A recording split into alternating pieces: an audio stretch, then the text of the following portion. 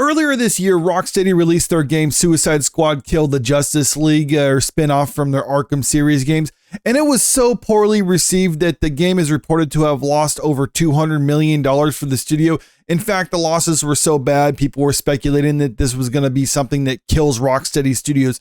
Fortunately for them, however, that didn't happen, but it was reported, though, a couple weeks ago that they had to lay off a large portion of their staff in order to stay afloat because they just lost so much on their last game.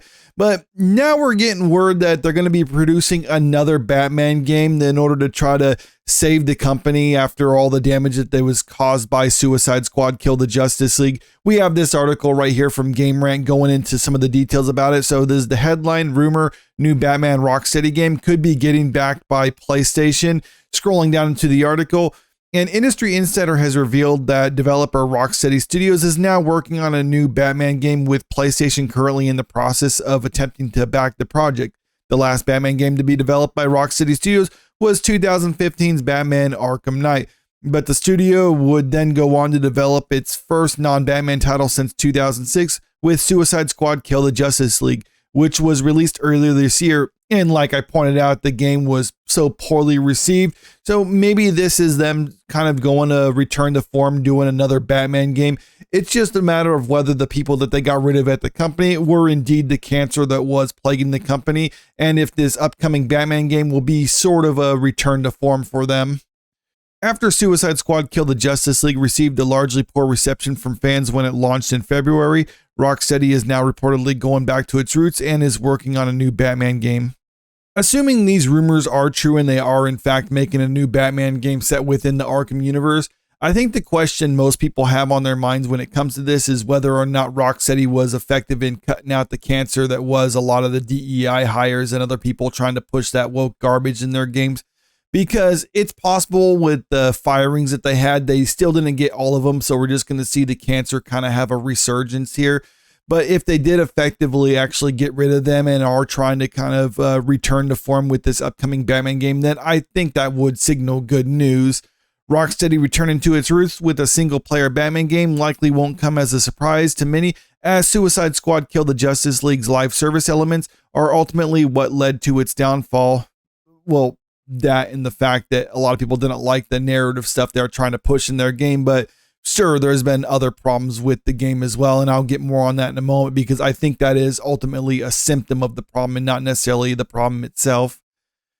This also isn't the first time the rumblings of new Batman game from Rocksteady have been heard. Back in June, Bloomberg reported that the studio had already pitched a new single-player game to Warner Brothers following the aftermath of Kill the Justice League. If the rumors are to be believed, the project is likely still in the conceptual phase, so fans shouldn't expect any official news anytime soon. And prior to the release of Suicide Squad Kill the Justice League, word got out that Sweet Baby Inc. was involved with the game development. And for people who don't know, at least a few out there, Sweet Baby Inc. is a consultancy company that will suggest that these studios put woke elements within their games and other DEI stuff in order to try to be more representative and things like that. Sweet Baby Inc. Detected is a Steam group that basically checks to see if various games being released are working with Sweet Baby Inc. And if they are, then they'll warn the consumer about them just to let them know that this kind of stuff is going to be in the game and they don't recommend you play it if that's going to be in the game. Since then, though, you can see that they've accumulated 438,000 followers. And they've kind of expanded their reach, so it's not just companies that are dealing with Sweet Baby Inc. specifically, but also including games that have other DEI elements shoehorned into it as well. So you can see that right here with these titles, RuneScape, how they went back and added pronouns to it. So they're pointing out here, it's like got a DEI update 23 years after its release. Dustborn, that's just a DEI title. Some games on here they will recommend right here. First Ascent. The First Ascent is a third-person shooter where even the most random female NPCs are gorgeous waifus. Okay, so that's recommended.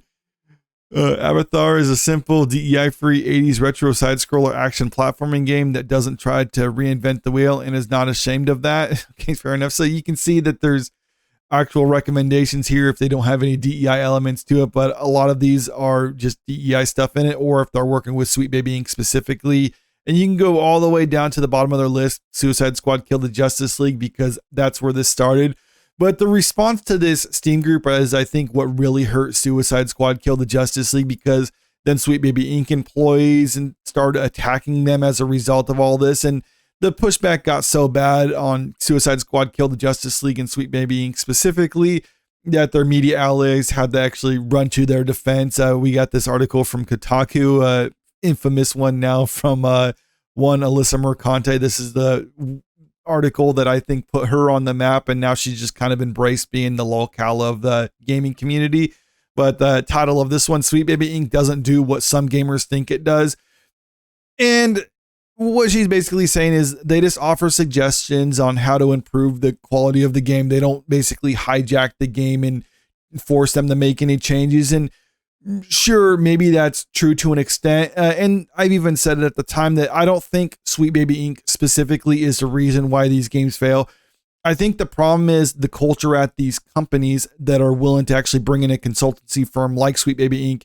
is more of the sign that there's problems, and Sweet Baby Inc. being present is just kind of a pretty obvious symptom. It's like when you have a fever, the fever doesn't mean that isn't what's wrong with you. It just means that there's something wrong with your body and it's causing your body to increase the temperature. I think that's kind of what Sweet Baby Inc. is. It's just the temperature increasing, so it alerts people that there's a problem with the company. Because if you have a game development company that feels that they need to bring in an outside consultant to add more DEI elements to it, or to consult on how they can be more representative, then that means the management at that company specifically is the problem, because otherwise they wouldn't even want to bring in a group like Sweet Baby Inc. And I think when you have that problem at the company, it also works in the hiring practices of said company. So when a lot of people point out how with Suicide Squad Kill the Justice League, even critics were pretty unfavorable to it, they'll try to point out other things like it wasn't the DEI stuff that was wrong with the game itself. There's a lot of other problems with it, with the gameplay, graphics, technical issues. And that very well might be the case with it, but that's because they're concerned more with DEI elements and representation as opposed to trying to bring in the best workers for the job. And you see this all over the place, whether it's in TV, movies, video games, pretty much any element of the entertainment industry. When you have companies that are more concerned with representation than they are just producing a good product, well, then that's going to seep into the hiring practices. So you might not necessarily hire the best people for the job. You're going to hire the best people for the job that also fits the checkbox that you're trying to fit right there.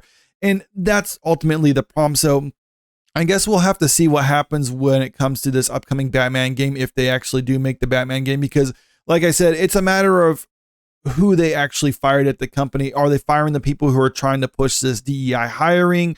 Are they firing those diversity hires that they brought in? Or did they try to get rid of some of the old guard, the people who are trying to make good quality content? And what we're going to see with the upcoming Batman game is just more of the same. Or maybe it doesn't even matter. Maybe Rocksteady has burnt up so much goodwill that even if the game is quality, people just aren't going to be willing to give them another shot as a result of what we saw them do with Suicide Squad Kill the Justice League. But let me know what you think about this in the comment section below. Are you willing to give them a shot if the game is actually good and it has good word of mouth from people you trust? Or are you just done with it entirely? And also, if you haven't already, make sure you click that subscribe button if you want to stay up to date with the latest in entertainment news. And don't forget to click that like button and share this video out there, because it really helps out with the channel. Thank you.